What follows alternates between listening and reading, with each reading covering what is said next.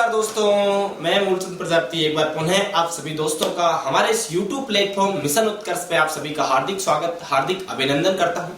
इस सेशन में अपन बात करते हैं राजस्थान की आर्ट एंड कल्चर को लेकर बात करते हैं, राजस्थान की कला एवं संस्कृति को लेकर बात करते हैं। राजस्थान की कला एवं संस्कृति की बात के साथ साथ ही अपन बात करते हैं राजस्थान के भूगोल विषय की, राजस्थान के इतिहास विषय की और हिंदी विषय की। और अब से एक नई और चीज अपन शुरुआत कर रहे हैं। राजस्थान में जो भी नई भर्ती आएगी या फिर भारत के अंदर किसी भी प्रकार की अगर कोई नई जो भर्तियां जो आपकी होती है, उन भर्तियों को लेकर भी मैं आपको ज्यादा से ज्यादा डिटेल देता रहूंगा। भाई कौन सी भर्ती कब आ रही है, इसमें क्या क्या योग्यता चाहिए, उनको लेकर मैं आपके सामने एक वीडियो लेकर आता रहूंगा। तो आज की इस क्लास की अपन विधिवत रूप से शुरुआत करें उससे पहले मैं एक छोटी सी रिक्वेस्ट करता हूं कि अगर आप हमारे इस YouTube प्लेटफॉर्म मिशन उत्कर्ष पे नए हैं तो प्लीज सबसे पहले सब्सक्राइब कर लीजिएगा। बगल में जो बेल आइकन का घंटा है उसको प्रेस कर लेना और लाइक वीडियो अगर पसंद आए तो जरूर लाइक करना है और शेयर भी करना है, सब्सक्राइब भी करना है। साथ ही में आपके जो भी सुझाव हो, किसी प्रकार के कोई डाउट हो तो वो आप कमेंट बॉक्स में कमेंट करके हमसे पूछ सकते हैं। अब अपन आज की क्लास की विधिवत रूप से शुरुआत करें उससे पहले जो हमेशा मोटिवेशन कोड आपके लिए जो लेकर प्रस्तुत होते हैं उस मोटिवेशन कोड की मैं चर्चा करता हूं। मोटिवेशन कोड कुछ यूं है कि बेहतर से बेहतर की तलाश करो, बेहतर से बेहतर की तलाश करो, मिल जाए नदी तो समंदर की तलाश करो, मिल जाए नदी तो समंदर की तलाश करो, टूट जाता है शीशा पत्थर से, टूट जाता है शीशा पत्थर से, टूट जाए पत्थर ऐसा शीशा तलाश करो। इसी मोटिवेशनल कोड के साथ मैं मूलचंद प्रजापति एक बार पुनः आप सभी दोस्तों का हमारे इस YouTube प्लेटफॉर्म मिशन उत्कर्ष पे हार्दिक स्वागत, हार्दिक अभिनंदन करता हूं। अब अपन आज की इस क्लास का विधिवत रूप से आह्वान करें उससे पहले मैं आपको बता दूं कि लास्ट क्लास में अपन बात कर रहे थे राजस्थान के संत एवं संप्रदाय, राजस्थान के धार्मिक आंदोलनों को लेकर चर्चा कर रहे थे और उसमें अपन ने सगुण भक्ति परंपरा के जो संत थे जैसे मीराबाई, कर्माबाई, गौरीबाई, इनके बारे में अपन चर्चा कर ली। और फिर अपन ने जो सगुण भक्ति परंपरा के जो संप्रदाय है जिसमें अपन ने बात की वैष्णव संप्रदाय, शैव संप्रदाय और शाक्त संप्रदाय, जिसमें जो वैष्णव संप्रदाय है उसके अंतर्गत अपन ने रामानंदी संप्रदाय पढ़ा था। रामानंदी के बाद अपन ने जो बात की थी, रामानंदी के बाद जो और जो छोटे छोटे संप्रदाय थे जिसमें वल्लभ संप्रदाय और अपन ने बात की थी, साथ ही में गौड़ीय संप्रदाय की। इन सभी संप्रदायों की अपन क्या कर चुके हैं भाई, चर्चा कर चुके हैं। अब अपन आज बात करेंगे शैव संप्रदाय की। अब इस शैव संप्रदाय की मैं चर्चा करूं तो इस शैव संप्रदाय में बहुत सारी चीजें हैं। हाँ भाई, शैव संप्रदाय की बात करते हैं। अब शैव संप्रदाय होता क्या है, पहली बात तो शैव संप्रदाय यानी कि भगवान शिव को मानने वाला संप्रदाय, वैष्णव संप्रदाय यानी कि भगवान विष्णु को मानने वाला संप्रदाय। इस शैव संप्रदाय के अंतर्गत अपन चर्चा करते हैं। तो शैव संप्रदाय में पहले आप थोड़ी सी चीजें नोट करना भाई, ये जो शैव संप्रदाय है, पहली बात तो कि ये जो शैव संप्रदाय है, इस शैव संप्रदाय के बारे में जब अपन चर्चा कर रहे हैं तो इसमें अपन को पढ़ना क्या क्या है। अब शैव संप्रदाय में सबसे पहले तो इसका जो संस्थापक है इसके बारे में चर्चा करते हैं। हाँ, संस्थापक की बात करूं तो संस्थापक जो है इनके कोई स्पेशल संस्थापक नहीं है। भगवान शिव को शैव संप्रदाय का क्या माना जाता है, संस्थापक माना जाता है। अब भगवान शिव को जब शैव संप्रदाय का संस्थापक मान रखा है, मान लिया जाता है, तो अपन बात करते हैं भाई इस जो समुदाय है, इस समुदाय के अनुयायी क्या कहलाते हैं। अब इस समुदाय, इस संप्रदाय को मानने वाले जो अनुयायी है ये क्या कहलाए, शैव कहलाए। और इन अनुयायियों को किसी विशेष नाम से जाना जाता है क्या, अब इन अनुयायियों को किसी विशेष नाम से भी जाना जाता है क्या, तो हाँ, इनके अनुयायियों को किस नाम से जाना जाता है, नैनार के नाम से जाना जाता है। हमें किस नाम से जाना जाता है, नैनार के नाम से जाना जाता है। अब इनको जब नैनार के नाम से जाना जाता है तो अपन एक चीज देखते हैं भाई, ये जो शैव संप्रदाय है, इस संप्रदाय के अंतर्गत अपने को कौन कौन से संप्रदाय पढ़ने हैं, तो अपने को 3-4 संप्रदाय जो पढ़ना है इनके बारे में चर्चा करता हूँ। नंबर 1 अपने को एक संप्रदाय पढ़ना है, इसमें नाथ संप्रदाय। और कौन सा संप्रदाय पढ़ना है, नाथ संप्रदाय। इस नाथ के बाद अपने को एक संप्रदाय पढ़ना है, इसी में पाशुपत संप्रदाय। और इस पाशुपत के बाद अपने को एक संप्रदाय पढ़ना है जिसका नाम है लिंगायत संप्रदाय।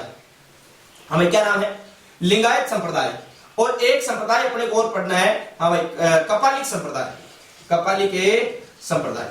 ये जो संप्रदाय है, नाथ संप्रदाय, पाशुपत संप्रदाय, लिंगायत संप्रदाय, कपालिक संप्रदाय, ये सभी के सभी संप्रदाय किसके अधीन आते हैं, तो ये आते हैं अपने शैव संप्रदाय के।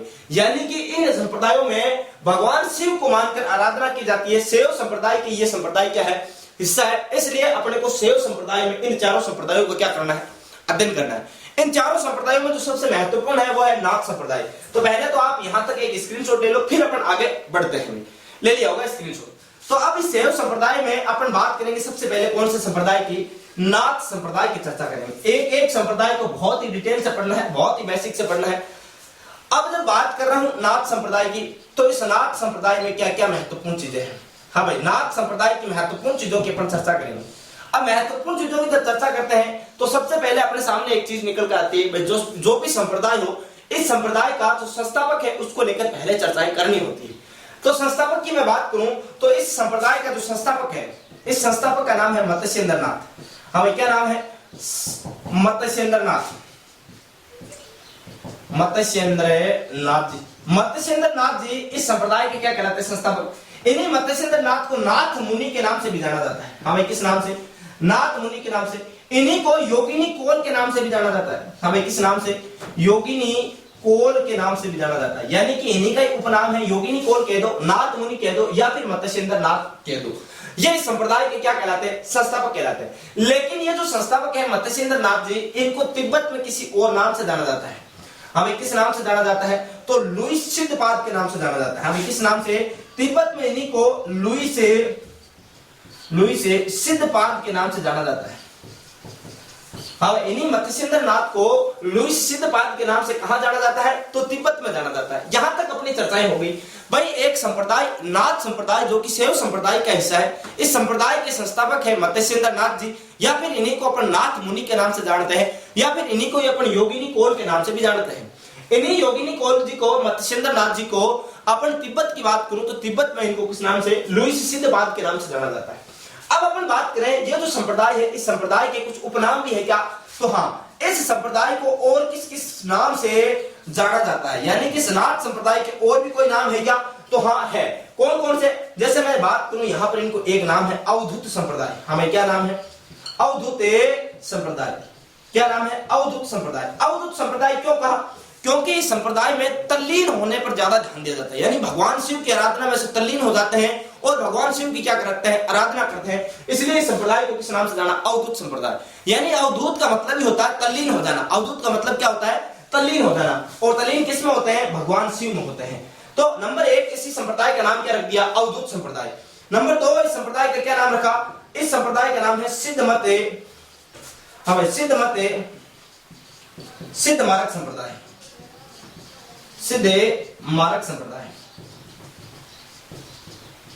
सिद्ध मारक संप्रदाय भी कौन से संप्रदाय का नाम है? नाथ संप्रदाय का है। इसी संप्रदाय नाथ संप्रदाय को सिद्ध मत, यानी कि यहाँ पर मोक्ष प्राप्ति हेतु सिद्ध मत का मार्ग बताया गया है। सिद्ध मार्ग ही, हाँ भाई, भगवान की भक्ति करना है, क्या है? सिद्ध मार्ग बताया गया। नंबर इसी संप्रदाय नंबर 3 इसी संप्रदाय को किस नाम से जाना जाता?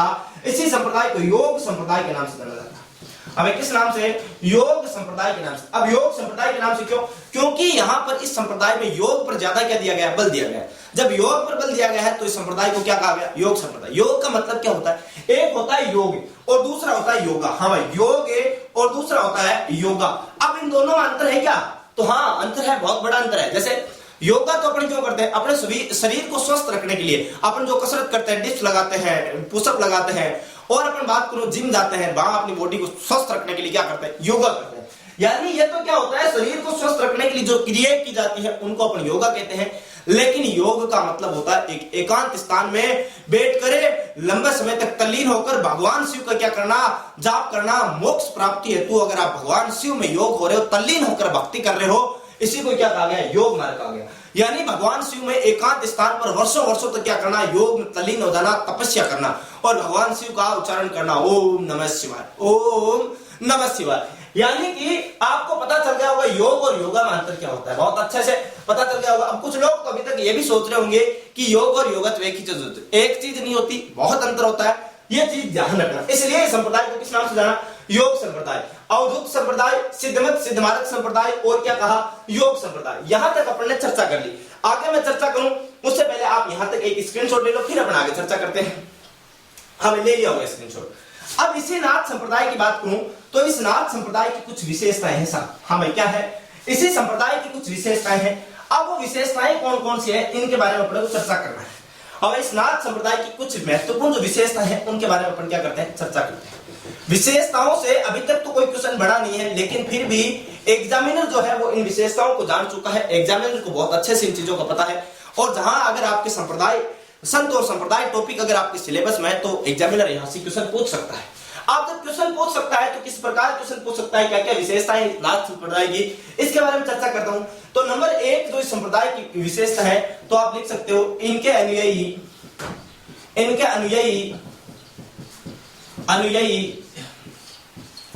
गेरुआ रंग के वस्त्र धारण करते हैं,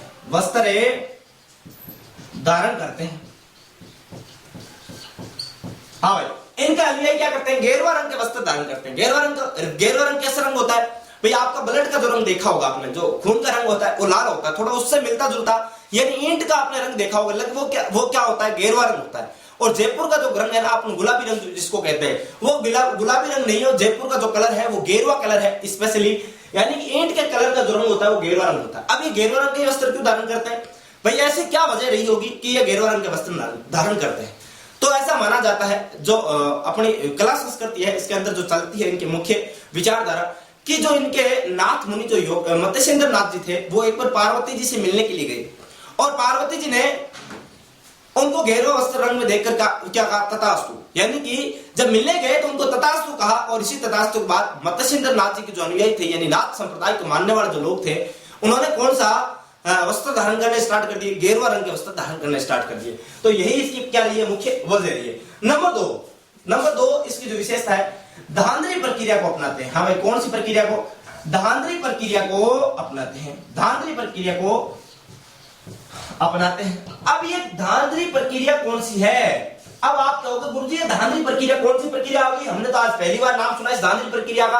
अरे धांधली प्रक्रिया कुछ नहीं होती, इस प्रकार की एक लकड़ी ली जाती है और इस लकड़ी के यहां पर छिद्र किया जाता है और यहां छिद्र करके इस प्रकार एक धागा बांध दिया जाता है। हमें क्या कर दिया जाता है, धागा बांध दिया जाता है और इसी को क्या कहते हैं, धांधली प्रक्रिया। हमें धांधली प्रक्रिया कैसे, एक इस प्रकार की नाथों में जब नाथ बनते हैं तो यहाँ पर क्या किया जाता है, यहाँ एक इस प्रकार की लकड़ी ली जाती है और इस लकड़ी के ऊपर यहाँ दोनों साइड छिद्र करके एक विशेष मंत्रोच्चारण के साथ यहाँ पर एक धागा पहनाया जाता है इस लकड़ी को। और ये जो है नाथ मुनि जो होते हैं, नाथ मुनि अपने हमेशा पास में रखते हैं ऐसी लकड़ी को। तो इस प्रक्रिया को किस नाम से जाना जाता है, इस प्रक्रिया को धांधली प्रक्रिया के नाम से जाना जाता है। आपको अच्छे से समझ में आया होगा, यानी इस प्रकार की लकड़ी और इसके दोनों कॉर्नरों पर छिद्र करके, दोनों हिस्सों पर छिद्र करके इसके अंदर एक विशेष मंत्रोच्चार के द्वारा जो धागा बनाया जाता है, इसको इसी को किस नाम से जाना जाता है, धांधली प्रक्रिया के नाम से जाना जाता है। नंबर 3, हाँ भाई, खप्पर धारण करते हैं। क्या करते हैं, खप्पर धारण करते हैं। अब ये खप्पर क्या होता है, अरे गुरुजी ये पता नहीं क्या धांधली, क्या गेरुआ रंग, क्या खप्पर, ये क्या भावा चौकी, ये क्या क्या वर्ड लेके आ रहे हो आप, हमारे तो कुछ पल्ले नहीं पड़ रहा। अरे भाई आपके पल्ले नहीं पड़ रहा, लेकिन उस एग्जामिनर के पल्ले पड़ रहा है, आपको पढ़ना ही पड़ेगा। अगर आपको सिलेक्शन चाहिए, अगर आप मेहनत कर रहे हैं तो इन चीजों को पढ़ना पड़ेगा, समझना पड़ेगा कि ये धांधली प्रक्रिया क्या होती है, ये खप्पर क्या होता है, ये भावा चौकी क्या होती है, इन सभी चीजों को आपको समझना पड़ेगा। जब समझना पड़ेगा ही, जब आपको पढ़ना पड़ेगा ही, अगर आप सिलेक्शन लेना ही चाहते हो तो आपको निश्चित रूप से पढ़ना पड़ेगा और इन चीजों को समझना पड़ेगा। अब खप्पर क्या होता है, खप्पर जैसे एक मिट्टी का बर्तन ले लिया, हाँ भाई, जैसे मान लो ये घड़ा है, ये क्या है, मिट्टी का बर्तन है।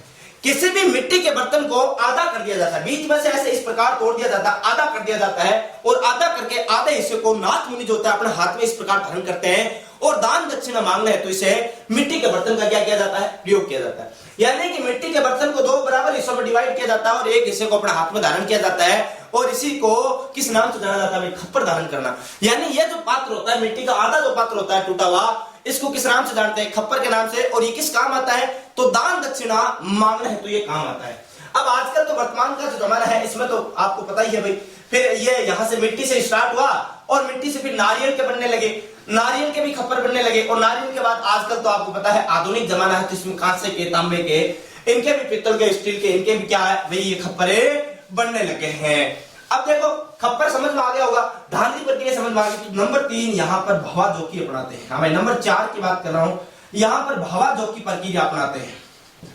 हाँ क्या, भावा जोकी प्रक्रिया। अब ये भावा जोकी प्रक्रिया क्या होती है, नंबर 4 जो प्रक्रिया है इसकी विशेषताओं में भावा जोकी प्रक्रिया। अब ये भावा जोकी प्रक्रिया होती क्या है, भावा जोकी प्रक्रिया कुछ नहीं होती। आपने देखा होगा राजस्थानी भाषा में यूं कहूं, आप जानते हो पहली बार जो आपके कान में छिद्र किया जाता है, यानी कान बिंदाना, जानते हो ना, कान बिंदाना।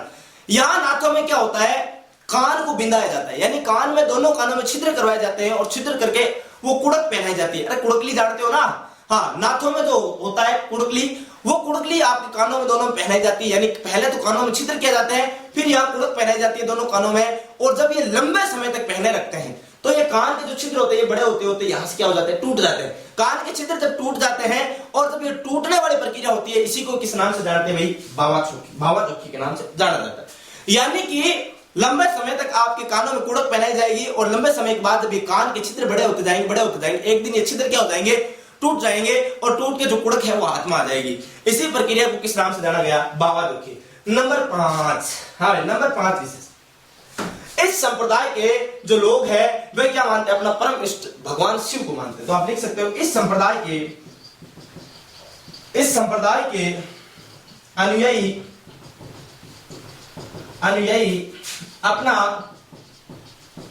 अपना परम इष्ट भगवान शिव को मानते हैं। किसको मानते हैं भाई, भगवान शिव को मानते हैं, भगवान शिव को मानते हैं। ये चीजें आपको अच्छे से समझ में आ गई होगी। भगवान शिव की ये पूजा करते हैं, भगवान शिव को अपना परम, भगवान शिव को अपना आराध्य मानते हैं इस संप्रदाय में। यहां तक एक बार स्क्रीनशॉट लो, फिर अपन आगे की ओर बढ़ते हैं। यहां तक स्क्रीनशॉट ले लिया तो आगे बढ़ते हैं। आगे बात करते हैं इसी नाथ संप्रदाय की। इस नाथ संप्रदाय के जो प्रमुख केंद्र है राजस्थान में, उनको लेकर अपन चर्चा करते हैं। प्रमुख पीठ कहाँ है, इनकी अपन चर्चा करते हैं। तो अब बात करता हूं प्रमुख पीठों को लेकर या फिर नाथ संप्रदाय की कुछ और महत्वपूर्ण चीजों पर चर्चा करते हैं। अब बात करते हैं किसकी, नाथ संप्रदाय की। इस नाथ संप्रदाय की अपने विशेषताएं देख ली, संस्थापक देख लिया। अब बात करता हूं राजस्थान में नाथ संप्रदाय की। इस नाथ संप्रदाय की जब चर्चा करूं तो राजस्थान में नाथ संप्रदाय का जो प्रारंभिक केंद्र था, और बात कर रहा हूं किसकी, प्रारंभिक केंद्र की बात कर रहा हूं। तो जो प्रारंभिक केंद्र था, ये प्रारंभिक केंद्र था सिरे मंदिर में। हमें कहा था सिरे मंदिर, और सिरे मंदिर कहां पड़ता है, तो सिरे मंदिर पड़ता है दोस्तों जालोर में। हमें कहां पड़ता है, जालोर में। और यहाँ के जो सिरे मंदिर के जो प्रमुख व्यक्ति थे उनका नाम था क्या, जालेंद्र नाथ जी। हमें क्या नाम था, जालेंद्र नाथ जी। अब देखो बात करते हैं, यहाँ राजस्थान की बात कर रहा हूं। राजस्थान में जो नाथ संप्रदाय है, इसका जो प्रमुख केंद्र रहता है वो रहता है, प्रारंभिक जो केंद्र रहता है, प्रारंभ में सिरे मंदिर रहता है। और ये जो सिरे मंदिर है ये आपको पता है कहां पड़ता है, जालोर में पड़ता है। यहाँ जालोर में इस सिरे मंदिर में जो प्रमुख व्यक्तित्व थे, प्रमुख जो नाथ संप्रदाय के मुनि थे, उनका नाम था जालेंद्र नाथ जी। राजस्थान में प्रमुख संत हुए कौन, जालेंद्र नाथ जी। अब इन जालेंद्र नाथ जी की मैं कुछ चर्चा करता हूं। देखो जालेंद्र नाथ जी की बात करूं तो जालेंद्र नाथ जी का एक शिष्य था जिसका नाम था क्या भाई, आयस नाथ जी। हमें क्या नाम था, आयस नाथ जी। और इस आयस नाथ जी का एक शिष्य था जिसका नाम था माननाथ जी। हमें क्या नाम था, माननाथ जी, या फिर इसी माननाथ को मैं कह सकता हूं मान सिंह जी। हमें मान सिंह जी जो थे ये मारवाड़ के राजा थे। कहां के राजा थे, मारवाड़ यानी जोधपुर के राजा थे, मारवाड़ के शासक थे, मारवाड़ के राजा थे। आयस नाथ जी शिष्य बन गए कौन, माननाथ जी। अब बात करता हूं, पहले तो यहां तक आप ये क्रम नोट कीजिए, पहले यहां तक क्रम नोट करना, हाँ भाई स्क्रीनशॉट ले लेना। अब बात करता हूं इसी माननाथ जी के बारे में चर्चा करता हूं। हाँ भाई माननाथ जी के बारे में क्या करता हूं, थोड़ी सी चर्चा करता हूं। देखो हाँ देखना, मैंने यहाँ कहा जालेंद्र नाथ जी, अभी किसकी चर्चा की, जालेंद्र नाथ जी। जालेंद्र नाथ जी का एक शिष्य हुआ, इनका नाम था क्या, आयस नाथ जी। हाँ क्या नाम था, आयस नाथ जी। और आयस नाथ जी का एक शिष्य हुआ जिनका नाम था मान सिंह जी या मान नाथ जी। हाँ भाई मान नाथ जी, या फिर आप लिख सकते हो मान सिंह जी। इनकी अपन ने बात की, मान सिंह जी। यानी कि मान सिंह जी की ये क्या है, शिष्य। मान सिंह जी की ये क्या है, आयस नाथ जी क्या है, गुरु है। यानी मान सिंह जी इनके क्या हो गए, शिष्य हो गए। इन मान सिंह जी ने नाथ संप्रदाय हेतु या फिर अपने गुरु आयस नाथ हेतु महामंदिर का निर्माण करवाया। हाँ भाई क्या करवाया, आप लिख सकते हो नाथ संप्रदाय की प्रमुख पीठ का निर्माण, प्रमुख पीठ का निर्माण। और इस प्रमुख पीठ का निर्माण किसने करवाया, तो मान सिंह जी ने करवाया। अब कहां करवाया, जोधपुर में करवाया महामंदिर का निर्माण। हाँ भाई महामंदिर का निर्माण। और ये जो महामंदिर है, ये महामंदिर कहां पड़ता है, तो ये महामंदिर पड़ता है दोस्तों कहां, जोधपुर में पड़ता है। कहां पड़ता है, जोधपुर में पड़ता है। यानी कि मान सिंह जी ने अपने गुरु आयस नाथ जी हेतु नाथ संप्रदाय के प्रमुख पीठ महामंदिर का क्या करवाया, निर्माण करवाया। और ये जो महामंदिर है कहां पड़ता है, जोधपुर में पड़ता है। अब किसके लिए करवाया, आयस नाथ जी के लिए। इस महामंदिर में जालेंद्र नाथ जी की प्रतिमा लगी हुई है। हमें किसकी लगी हुई है, जालेंद्र नाथ जी की प्रतिमा, जालेंद्र नाथ जी की प्रतिमा लगी हुई है। क्या लगी हुई है, प्रतिमा लगी हुई है। दूसरी बात, ये जो मंदिर है ये किसके लिए करवाया गया? इस मंदिर का निर्माण आयस नाथ जी हेतु। हमें किसका? इस मंदिर का निर्माण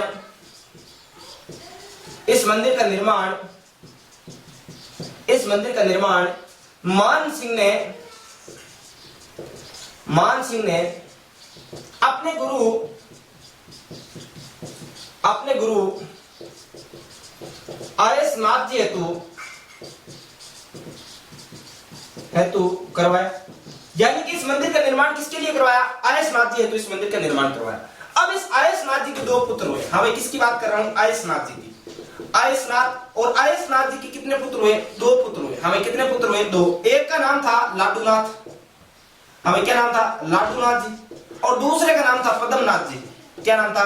पद्मनाथ जी। अब जब बात कर रहा हूं आयस नाथ जी की मृत्यु के पश्चात होता क्या है? ये जो महामंदिर है, इस महामंदिर को लेकर क्या हो जाता है? जंग छिड़ जाती है। और ये जो महामंदिर है इसको लेकर है दोनों भाइयों में यहाँ बंटवारे को लेकर क्या होता है? युद्ध होता है। आपस में क्या होती है? बातचीत हो जाती है, कहासुनी हो जाती है, लड़ाई झगड़ा हो जाता है।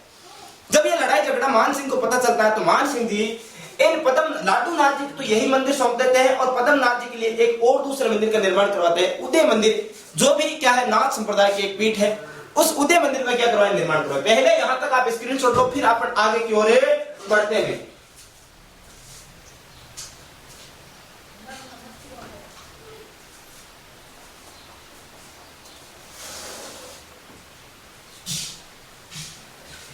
हमें यहां तक स्क्रीनशॉट ले लिया तो अपन आगे बढ़ते हैं।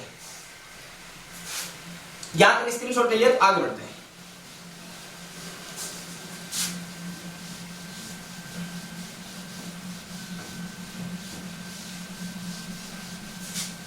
आगे बढ़ते हैं। आगे देखो क्या होता है, आगे की बात करता हूं। हाँ भाई, आगे होता है क्या? ये जो महामंदिर है, इस महामंदिर की थोड़ी सी चर्चा करता हूं। हाँ भाई, ये जो महामंदिर है, इस महामंदिर की बात कर रहा हूं। ये पहली बात तो महामंदिर है कहां? जोधपुर में। हमें कहा है? जोधपुर में। निर्माण आपको पता चल गया किसने करवाया? मान सिंह जी ने करवाया। निर्माण किसने करवाया? मान सिंह जी ने करवाया। मान सिंह जी। अब इस मंदिर की बात करूं तो ये जो मंदिर है 80 खंबे या 84 खंबे खंभों से निर्मित मंदिर है। निर्मित मंदिर यानी केवल मंदिर के खंभों की बात करूं तो 80 खंभे है, और मंदिर के बाद जो चौक बना उसके खंभों को काउंट करूं तो 84 खंभों बड़ा मंदिर है। कौन सा? अभी कौन सा मंदिर? महामंदिर, जो कि कहां स्थित है? जोधपुर में। इस मंदिर की बात करूं तो यहां पर जालंधर नाथ की प्रतिमा लगी हुई है। किसकी प्रतिमा? जालंधर नाथ की प्रतिमा। जालंधर नाथ की प्रतिमा। इस मंदिर का निर्माण है, इसका निर्माण है मान सिंह ने अपने गुरु आयस नाथ जी के निवास हेतु करवाया।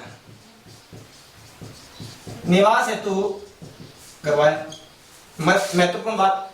अगली बात, आयस नाथ जी के बाद ये मंदिर है लाडूनाथ जी का निवास स्थल बना। क्या बना भाई? निवास स्थल है बना। अगली बात, पद्मनाथ जी हेतु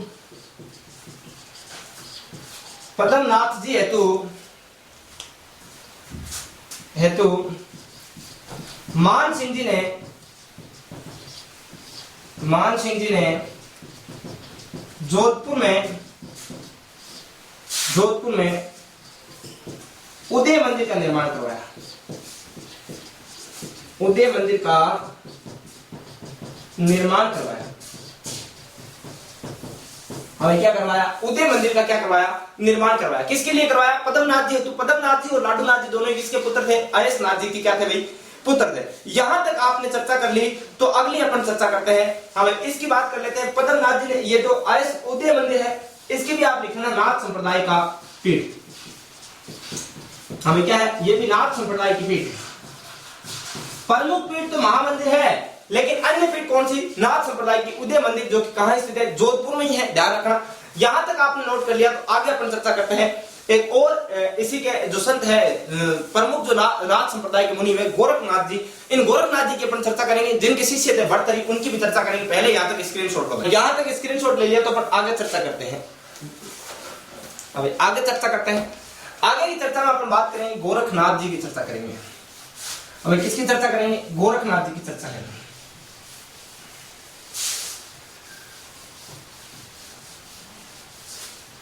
हाँ, बात कर रहा हूं गोरखनाथ जी की। नाथ संप्रदाय के एक प्रमुख मुनि हुए गोरखनाथ जी, प्रमुख संत है गोरखनाथ जी। इन गोरखनाथ जी की बात करूं तो गोरखनाथ जी ये वही गोरखनाथ जी है जो कि भर्तहरि के क्या हुआ करते थे? गुरु हुआ करते थे। हाँ, गोरखनाथ जी को हट प्रवृत्ति का जनक कहा जाता है। इनको हट प्रवृत्ति का क्या कहा जाता है? जनक कहा जाता है। यहां पर यह लिख सकते हो हट योग का प्रवर्तक। इनको हट योग का प्रवर्तक कहा जाता है। अब इन्हें क्या कहा जाता है? हट योग का प्रवर्तक कहा जाता है। अब इन्हें क्या कहा जाता है? हट योग का प्रवर्तक कहा जाता है। थोड़ा टेक्निकल इश्यू था। हठ योग का मतलब क्या होता है? योग मैंने आपको पहले बताया था। देखो, एक होता है योग और दूसरी चीज होती है योगा। क्या होती है? योगा। योग का मतलब होता है तपस्या में लीन हो जाना। योग यानी कि लंबे समय तक किसी स्थान पर, एकांत स्थान में बैठ जाना और भगवान शिव की क्या करना, आराधना करना। भगवान शिव से मिलन का जो रास्ता बताया गया, योग का रास्ता बताया गया, यानी कि भगवान शिव की आराधना में लंबे समय तक तल्लीन हो जाना, क्या करना है? योग पर किया। वहीं दूसरी ओर तो योगा है। योगा का मतलब होता है अपने शरीर को जो स्वस्थ रखने के लिए आप जो अलग अलग जो क्रियाएं करते हैं, जैसे आप जिम जाते हैं, पुशअप निकालते हैं, डिप्स निकालते हैं, ये क्या है? ये सभी की सभी चीजें क्या आती है? योगा में आती है। तो योग और योगा का मतलब समझ गए होंगे। अब हठ योग का मतलब यानी कि ये भगवान से मिलने का क्या करते थे? हट करते थे, हट के साथ योग करते थे, यानी कि इनका जो जिद था वो बहुत तगड़ा था।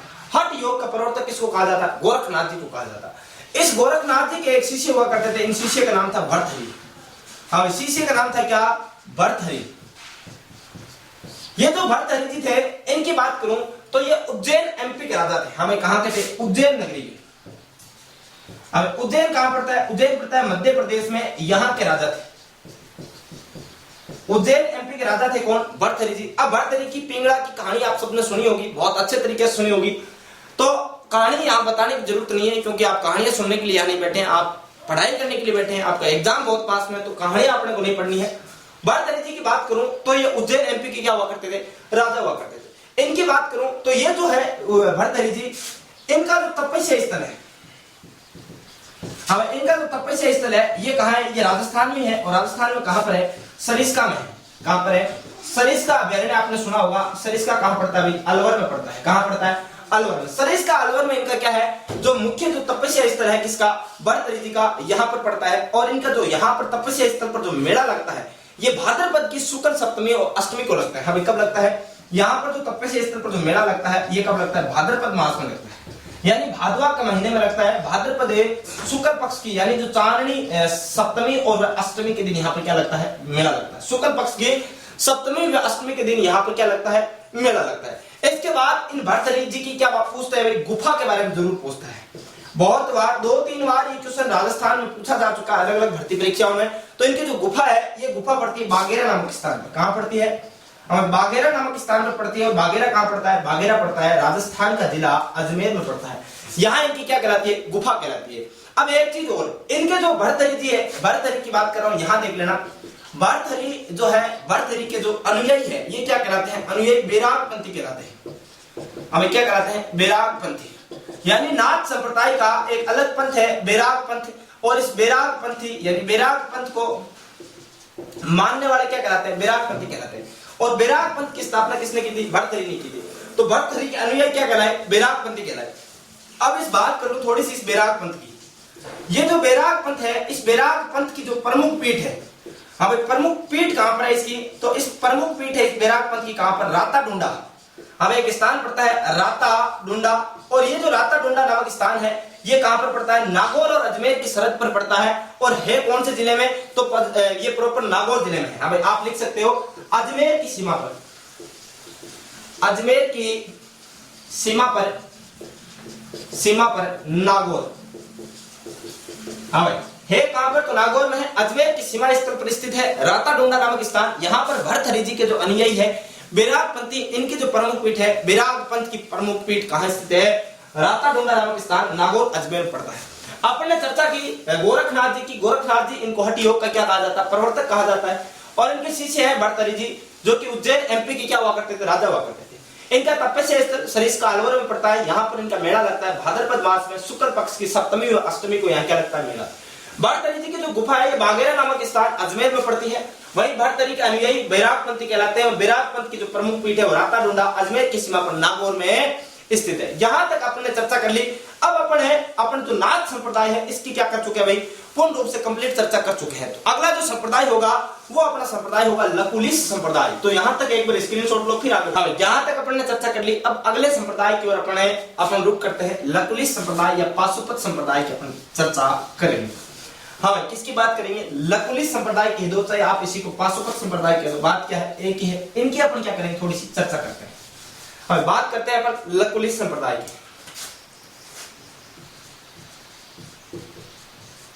लकुलिश है या आप इसी को कह सकते हो पाशुपत संप्रदाय। अभी क्या कह सकते हो? पाशुपत संप्रदाय। बात क्या है? एक ही है। चाहे आप लकुलिश कह दो, चाहे आप क्या कह दो? पाशुपत कह दो, बात क्या है? एक है। इनके जो संस्थापक है उनका नाम है ऋषि लकुलिश। हाँ भाई, संस्थापक का नाम क्या है? संस्थापक का नाम है ऋषि है। एक ऋषि का नाम क्या है? लकुलिश जी नाम है। हाँ भाई, ऋषि लकुलिश जी ने इस संप्रदाय की क्या की? स्थापना की। इसीलिए इस संप्रदाय का नाम भी क्या पड़ा? लकुलिश संप्रदाय, या फिर इसी को क्या कहते हैं अपन? पाशुपत संप्रदाय के नाम से जाना जाता है। इस संप्रदाय की प्रधान पीठ की मैं चर्चा करूं तो इस संप्रदाय की जो प्रधान पीठ है, ये जो प्रधान पीठ है ये कहां पर है? एक लिंगनाथ जी मंदिर है। हमें कौन सा? एक लिंगनाथ जी मंदिर। एक लिंगनाथ जी मंदिर। और ये जो एक लिंगनाथ जी मंदिर है ये आप सबको पता है कहां पर स्थित है? तो उदयपुर में स्थित है। हमें कहां स्थित है? कैलाशपुरी गांव उदयपुर में स्थित है। कहां स्थित है? कैलाशपुरी में। और कैलाशपुरी तो कहां पड़ता है? तो कैलाशपुरी तो आप सबको पता है कहां पड़ता है? कैलाशपुरी जो गांव पड़ता है ये पड़ता है उदयपुर में। हमें कहां पड़ता है? उदयपुर में पड़ता है। कैलाशपुरी उदयपुर में एकलिंगनाथ जी का मंदिर है। और ये लकुलिश या पाशुपत संप्रदाय की क्या कहलाती है? प्रधान पीठ। और इस लकुलिश संप्रदाय के जो संस्थापक है इनका नाम है ऋषि लकुलिश। अब मैं बात करूं, ये जो मंदिर है कैलाशपुरी वाला, एकलिंग जी वाला, इनका निर्माण किसने करवाया? इस मंदिर का निर्माण करवाया था बप्पा रावल ने। हमें किसने करवाया? बप्पा रावल ने। और बप्पा रावल को अपन किस नाम से जानते हैं? तो इन्हीं बप्पा रावल को अपन काल भोज के नाम से भी जानते हैं। हमें किस नाम से जानते हैं? काल भोज के नाम से भी जानते हैं। तो ज्यादा अपने को कुछ याद नहीं रखना। इस लकुलिश संप्रदाय या पाशुपत संप्रदाय में इतना ही याद रखना है। संस्थापक है ऋषि लकुलिश जी। प्रधान पीठ है एकलिंगनाथ जी मंदिर, कैलाशपुरी गांव उदयपुर में है। और इसके निर्माण करवाया था मंदिर का बप्पा रावल या काल भोज जी ने करवाया था। अगला संप्रदाय अपन बात करते हैं कापालिक संप्रदाय। हाँ, मैं किसकी बात कर रहा हूं? कापालिक संप्रदाय की बात कर रहा हूं। हाँ, अगला संप्रदाय है अपना कापालिक संप्रदाय। संप्रदाय है कापालिक संप्रदाय।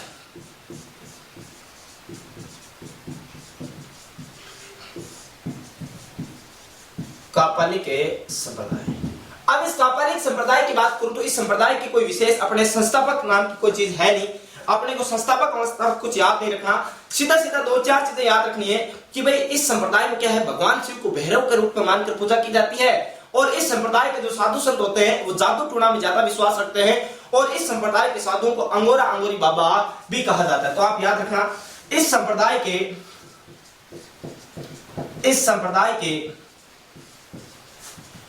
साधुओं को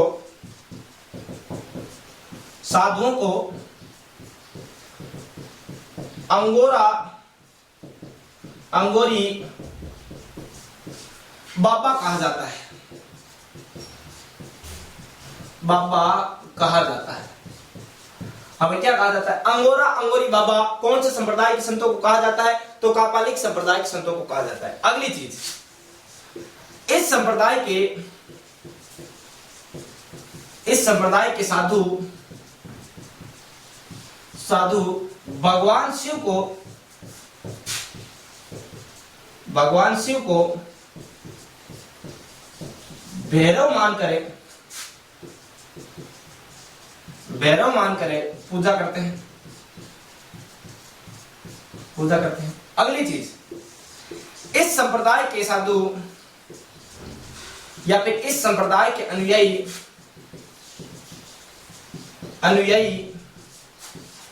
जादू टोना में ज्यादा विश्वास करते हैं, ज्यादा विश्वास करते हैं। क्या करते हैं भाई? ज्यादा विश्वास करते हैं। नंबर एक बात आपको इसमें याद सीधी सीधी रखनी है कि इस संप्रदाय का जो साधु है वो साधुओं को किस नाम से जाना जाता है? तो अंगोरी साधु के बाबा के नाम से जाना जाता है। इस संप्रदाय के जो साधु है ये भगवान शिव को किस रूप में पूजा करते हैं? भैरव के रूप में, भैरव मानकर क्या करते हैं? पूजा करते हैं। यहाँ पर एक चीज आप और नोट करना अच्छे से कि जो भगवान शिव की पूजा काला भैरव के यानी कि काला भैरव के रूप में करने वाले जो साधु है उनको महावर्त भी कहा जाता है। हमें क्या कहा जाता है? महावर्त। तो आप लिखना, यहाँ पर नोट लगा के लिखना विशेष करके। अब इस संप्रदाय में क्या होता है? केवल है भगवान शिव को भैरव के रूप में पूजा की जाती है। लेकिन आप नोट लगा के लिखना भाई, भगवान शिव की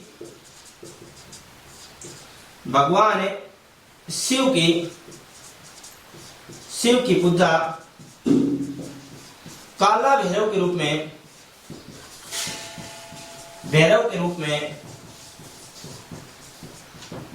करने वाले संत,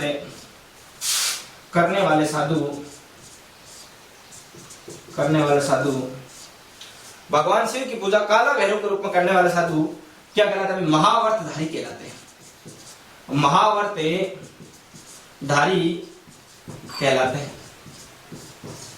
हाँ भाई देखो, विशेष चीज है कि इस संप्रदाय के जो अनुयायी है वो भगवान शिव को भैरव के रूप में पूजते हैं और भैरव मान के ही भगवान शिव की क्या करते हैं? पूजा करते हैं।